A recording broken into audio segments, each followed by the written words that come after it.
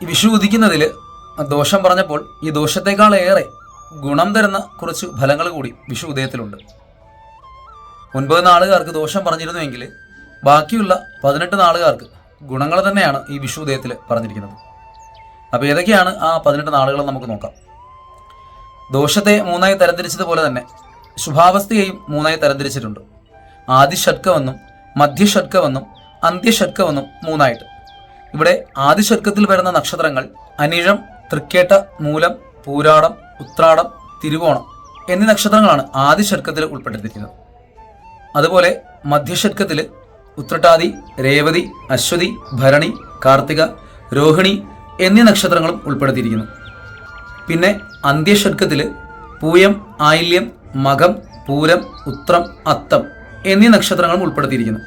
ഇങ്ങനെ 3 തരംതിരിച്ച് ആദിഷഡ്കം, മധ്യഷഡ്കം, അന്ത്യഷഡ്കം എന്നിങ്ങനെയുള്ള ശുഭാവസ്ഥകൾ നൽകുന്ന ഈ 18 നാളുകാർക്കും ഒരുപാട് ഗുണങ്ങൾ ഈ വിഷു ഉദയത്തിൽ ഉണ്ട്.